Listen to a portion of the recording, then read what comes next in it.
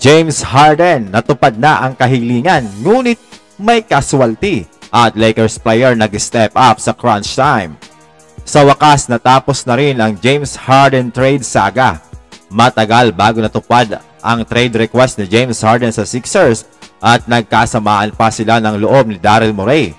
Hindi na rin siya uma-attend ng mga practice ng Sixers at hindi pa nakakapaglaro sa Sixers ngayong season. Pero sa huling laro ng Sixers mga amigo ay kasama na nga si James Harden. Yun nga lang, nasa sideline lang. Ayon sa report na inilabas ni Adrian Wojnarowski ng ESPN, kanina ay pumayag na ang Sixers na i-trade itong si James Harden papuntang Clippers. Makukuha ng Sixers itong si Marcus Morris, Nick Batum, Robert Covington, KJ Martin, multiple draft picks, pick swap, samantalang makukuha naman ng Clippers itong si James Harden, PJ Tucker at Filip Petrusev. Ipapadala din ng Clippers ang kanilang 2028 unprotected first round pick, 2 second round picks at pick swap. Bukod sa moves na ito mga amigo ay i-winave na rin ng Sixers etong si Danny Green dahil kailangan nila magkaroon ng open spot sa kanilang roster para makumpleto ang naturang trade. So naging casualty itong si Danny Green mga amigo. Panigurado naman ay marami pa ang magkaka-interest dito. Ano sa tingin nyo mga amigo, mas lumakas ba ngayon ang Los Angeles Clippers? So kung may injured itong si Paul George at Kawhi Leonard ay may matitira. Ito ay si Westbrook at James Harden. While on papers talagang napakalakas nitong Clippers. Tingnan na lang natin mga amigo kung paano ang gagawin dito ni Coach Ty Lue para makuha niya ang best result sa kanyang mga superstar. Panalo naman ang Lakers kanina kontra Orlando Magic. Nakitang-kitang hirap na hirap talagang manalo mga amigo dahil sa maalat na shooting at mahinang depensa sa perimeter. Ang magandang nangyari kanina ay nag-step up itong si Dillon na gumawa ng 28 points at 8 assists na sobrang efficient mga amigo, shooting 8 of 14 from the field. Kasama pa dyan ang napaka-crucial na 3-pointer at free throw. Subalit ang pinaka-problema kay Dilo na mahirap masolusyonan ay ang kanyang depensa dahil nagiging target talaga siya ng opensa ng kalaban.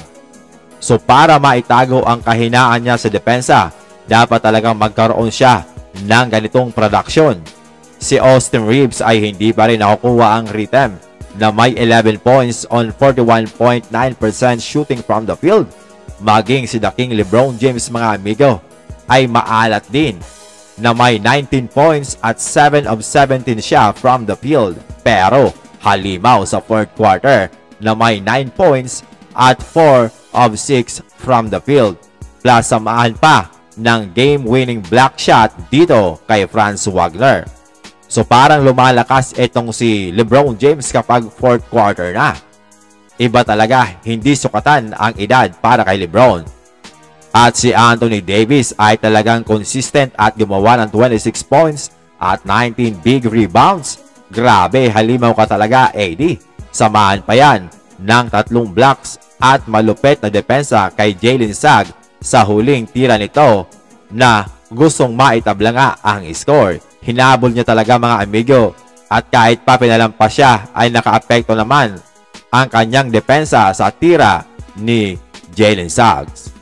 Nakatulong niya din dito itong si Christian Wood na talagang dumidepensa sa ilalim. 9 points, 9 rebounds at 3 blocks. Nagkaroon din siya ng crucial na rebounds mga amigo. At talagang pinaglaro siya na matagal halos sa buong fourth quarter ni Coach Darvin Ham. Ibinangkuna si Austin Reeves at maging si Taurean Prince na medyo hindi maganda ang laro ay hindi rin binabad sa fourth quarter. Maganda rin na pinapalaro itong si Jackson Hayes na makakatulong naman talaga sa depensa sa loob ng pinta. Gumawa ang Lakers ng 10 blocks sa larong ito at 3 lamang ang para sa Magic. Pero sinira naman sila ng Magic sa second chance points. Dito talaga mahina ang Lakers mga amigo. May 20 points ang Magic at 4 lamang para sa Lakers. Grabe ang diferensya. Maging ang fast break points ay lamang ang Orlando Magic. Dapat talaga magkaroon ng in-game adjustment itong si Coach Darvin Ham.